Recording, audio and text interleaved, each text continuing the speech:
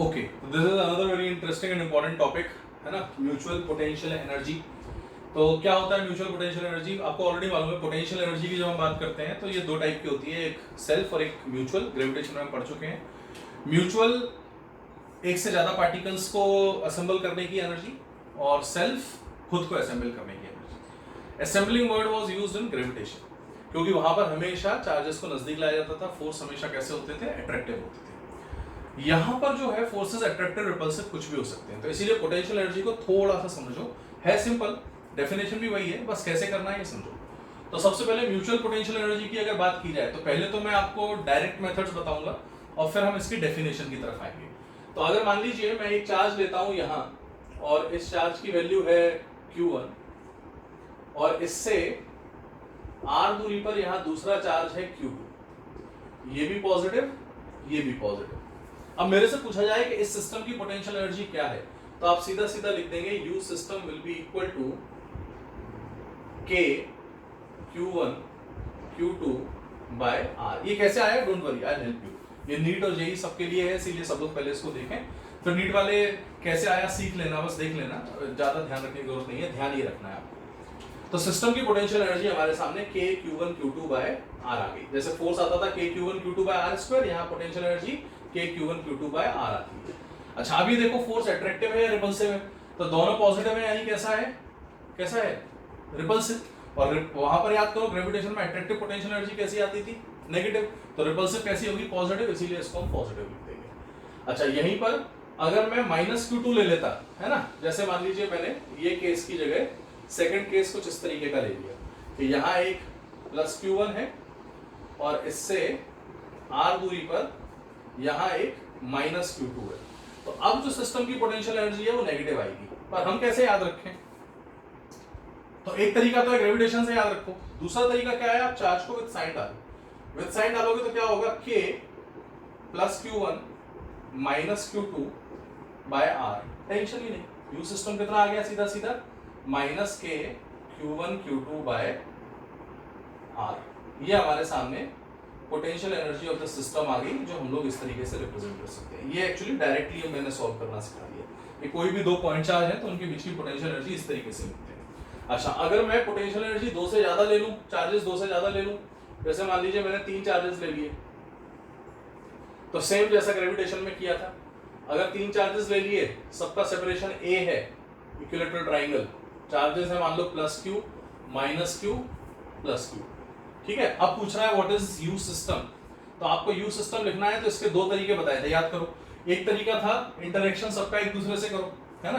दूसरा कि अगर सेम चार्जेस है, सिमिलर स्ट्रक्चर बन रहा है, तो सबका इंटरेक्शन सबसे करो और डिवाइड बाय 2 कर दो। तो दोनों मेथड में से ये वाला मेथड देखते हैं सबसे पहले। इन दोनों के बीच का फोर्स कितना, पोटेंशियल एनर्जी कितनी होगी? तो ये हो जाएगी K plus Q by A। ठीक है, अगले वाले की देखो, इन दोनों की K plus Q minus Q by A। तीसरे वाले इन दोनों की K plus Q minus Q by A। तो यहां से यू सिस्टम कितना आ जाएगा? देखो, K Q square by A minus K Q square by A minus K Q square by A। ये तो कट गया, है ना। तो यहां से सिस्टम की जो पोटेंशियल एनर्जी बच रही है वो minus K Q square by A आ रही है। चूंकि ये वैल्यू नेगेटिव आ रही है, इसका मतलब ये सिस्टम कैसा है? बाउंड है, यानी कि ये बंधा रहेगा या टूट जाएगा? तो ये बंधा रहेगा, नेगेटिव चार्ज इनको बाउंड करके रखेगा। तो यहां से सिस्टम की पोटेंशियल एनर्जी ऐसे निकालनी। ऐसे ही 4 चार्जेस हो सकते थे। नंबर ऑफ टर्म्स निकालने का आपको पता है फॉर्मूला। नंबर ऑफ टर्म्स अगर कोई पूछता है कि कितने टर्म्स बनेंगे इसमें, तो वो होता है n इंटू n माइनस 1। याद है सभी को? n into n minus 1 by 2, है ना। जैसे मान लो अगर 4 चार्जेस ले लिए तो 4 इंटू 4 माइनस 1 3, यानी 12/2, यानी 6 टर्म्स आना चाहिए।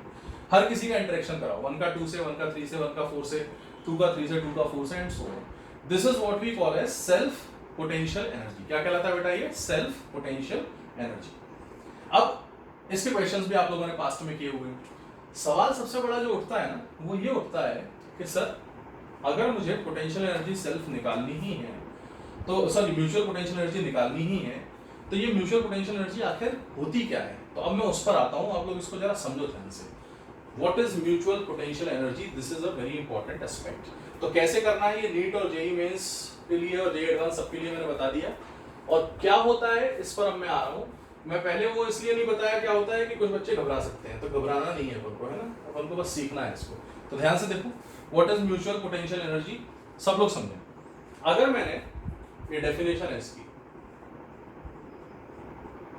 अगर मैंने यहां एक पॉइंट चार्ज लिया, ठीक है, प्लस क्यू, और इस पॉइंट चार्ज की सराउंडिंग में ये पॉइंट है एक P जो यहां से R दूरी पर है, ठीक है। अब मैं इस Q1 के बगल में एक Q2 चार्ज को लाना चाहता हूं, तो Q2 अनंत काल से इन्फिनिटी समय से तो यहां नहीं रखा होगा, निश्चित तौर पर वो कहीं ना कहीं और होगा, लेट अस से कहीं इन्फिनिटी पर होगा। तो जब वो Q2 चार्ज इन्फिनिटी पर था, उसको खींचकर यहां लाया गया है। तो Q2 को खींचकर जब यहां ला रहे हो तो उसके एजेंट को खींचने में कुछ ना कुछ तो काम करना पड़ेगा। तो हमने क्या डिफाइन किया, दैट अमाउंट ऑफ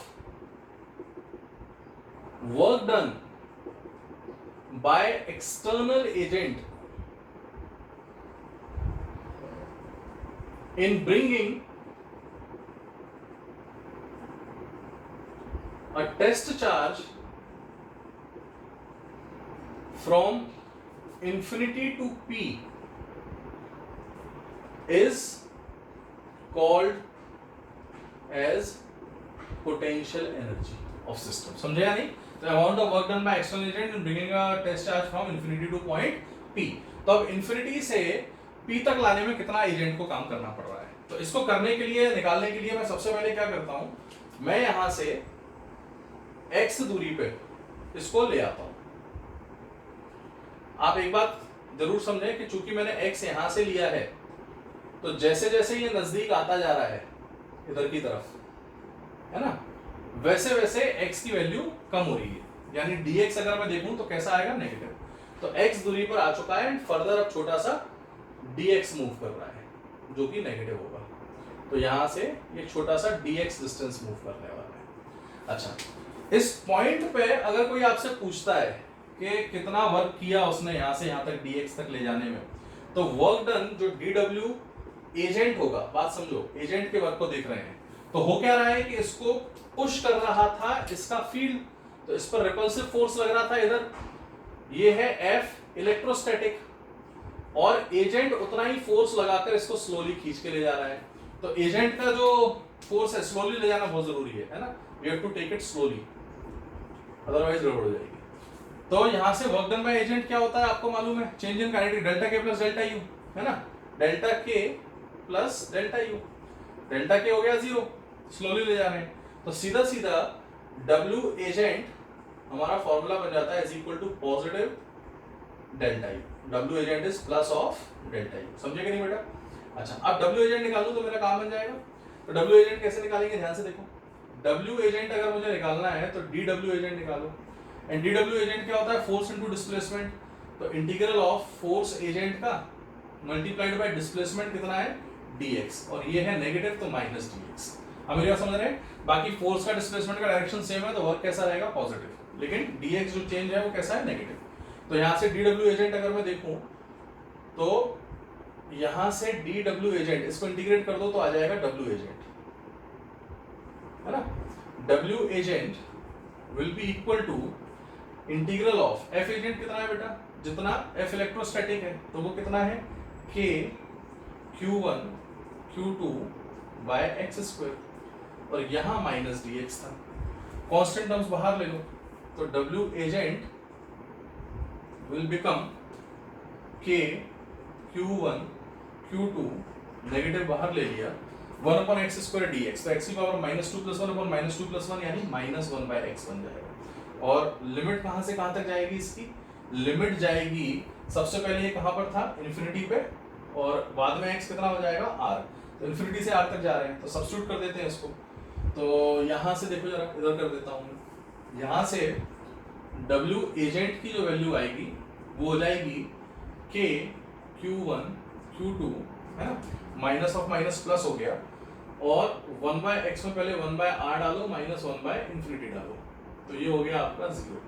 तो यहां से देखो W agent K Q1 Q2 bye R आ रहा है, और यही W एजेंट क्या होता है आपका डेल्टा U सिस्टम, यानी potential energy stored in the system. और डेल्टा U सिस्टम हम लोगों का पॉजिटिव आया, आना था, रिपल्सिव सिस्टम था ये, तो यहां से डेल्टा U हम लोगों ने निकाल लिया, that is K Q1 Q2 bye R।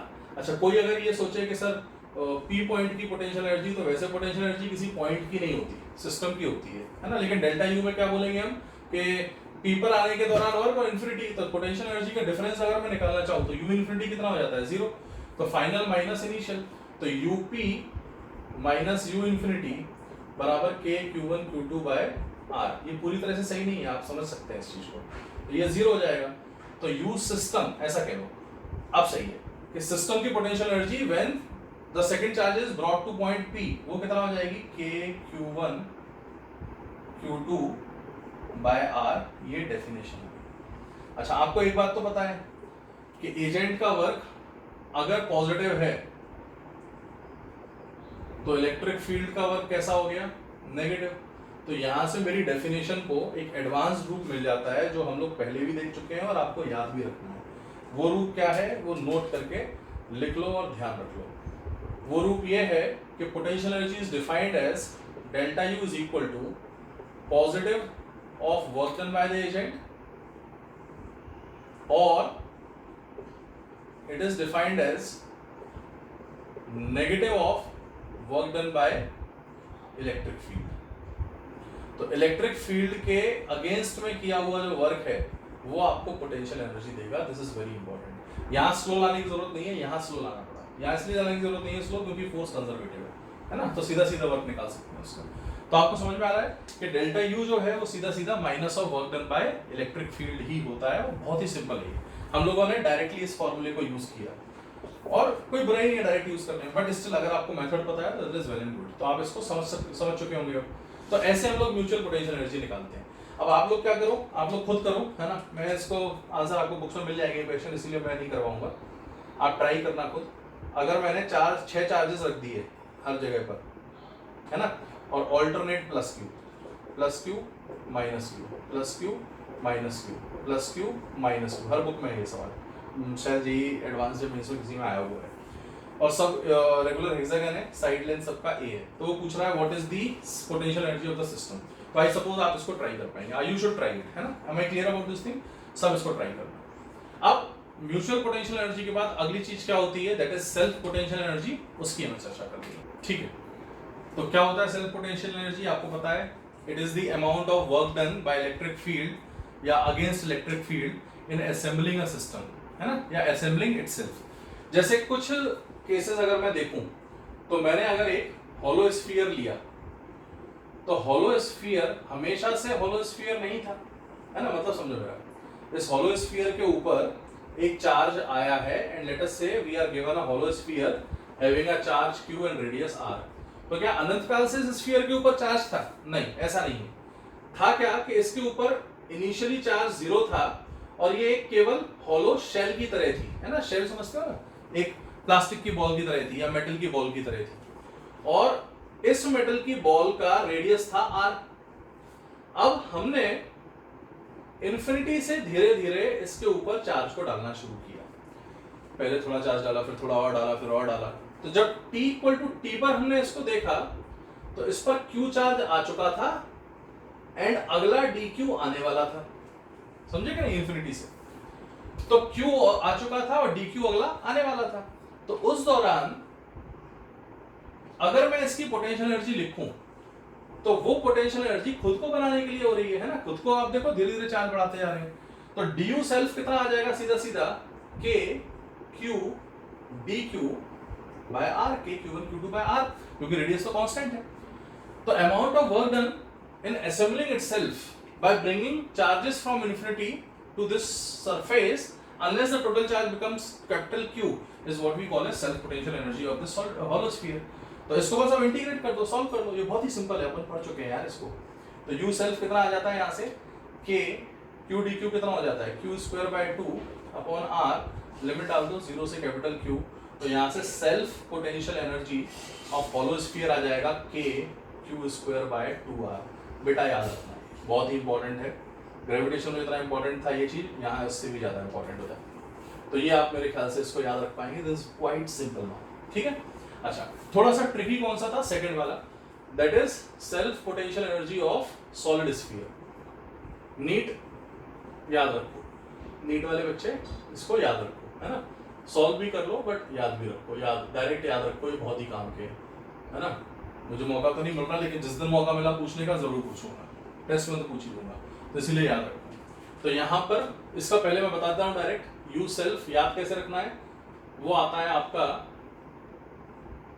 जो वहां आता था, याद है किसी को, बोलो, जैसे मैंने सुन लिया, 3/5 KQ²/r। अगर आपको याद था तो आप वही होगी,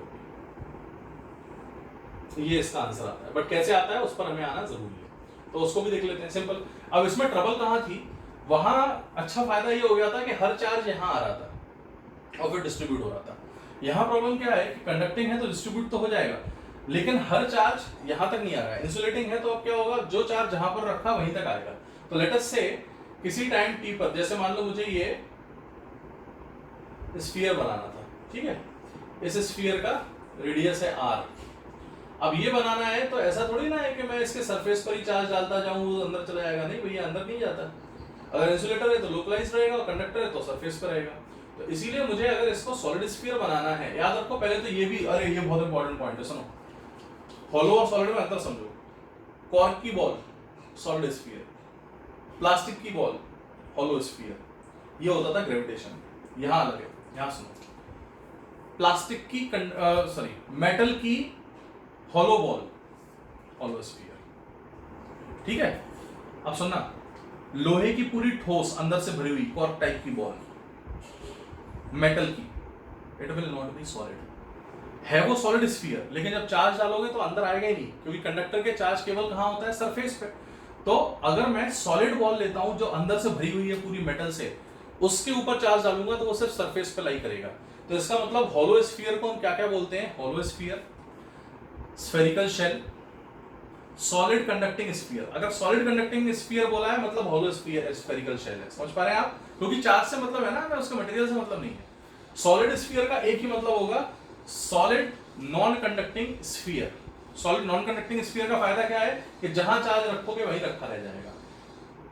कंडक्टिंग में क्या होता है, जहां चार्ज रखना है वहां रख दो, वो घूम के कहां आ जाएगा, सरफेस पे। क्यों आएगा, to maintain its electrostatic equilibrium state, जो हम आगे देखेंगे अभी। तो आप इस बात को समझे अच्छे से कि अगर मैं यहाँ r रेडियस का स्फीयर बनाना चाहता हूं तो ऐसा नहीं है कि चार्ज भेज दो अंदर चला जाएगा, नहीं नहीं नहीं, बाहर ही रहेगा वो। तो हॉलो बनाना है तो क्या होगा, इन्फिनिटी से चार्ज आएगा, धीरे धीरे धीरे धीरे धीरे धीरे स्फीयर की एक लेयर बनी, 2 लेयर बनी, 3 लेयर बनी, एंड टी टाइम पर हमने देखा इतना स्फीयर रेडी हो चुका है, जिसका रेडियस है स्मॉल r, चार्ज है q, एंड फर्दर अगला q आ गया, दैट इज dq। समझे कि नहीं।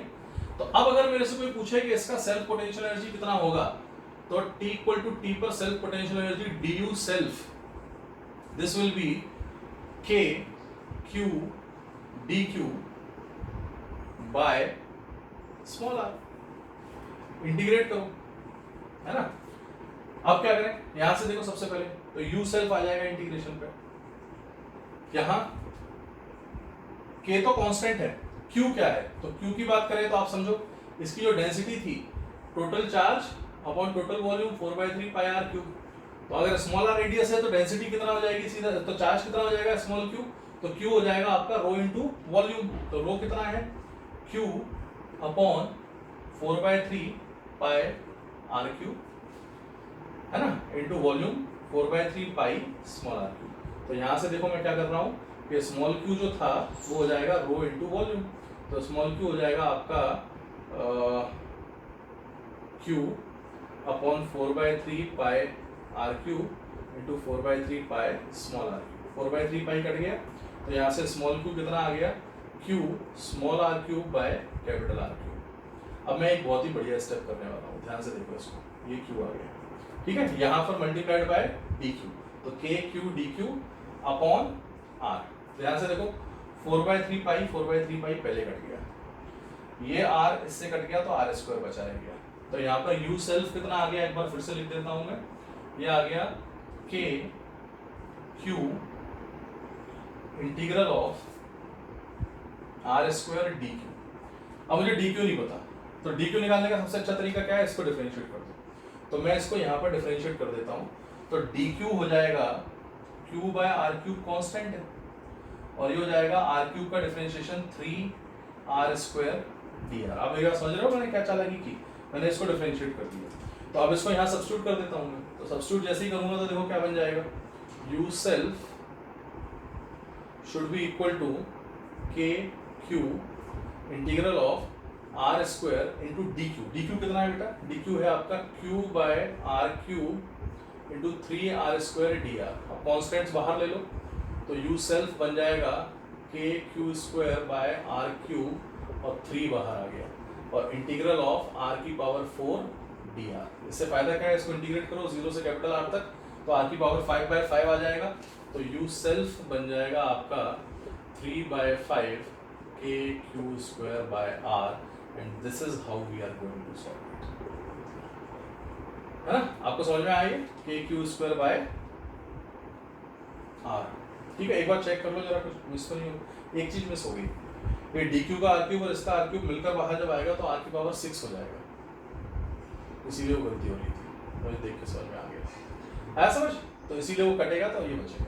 तो this is how we are going to approach it. तो आई होप आपको ये समझ में आ गया है। ये आपका self potential energy for hollow and solid sphere होती है, ये याद रखो, है ना। तो ये वहां भी याद रखी थी, यहाँ भी याद रखो, और कैसे निकलती है आपको पता है। एक और मेथड है निकालने का, पर वो थोड़ी देर में हम देखेंगे, तो इसको आप नोट कर लीजिए, ठीक है।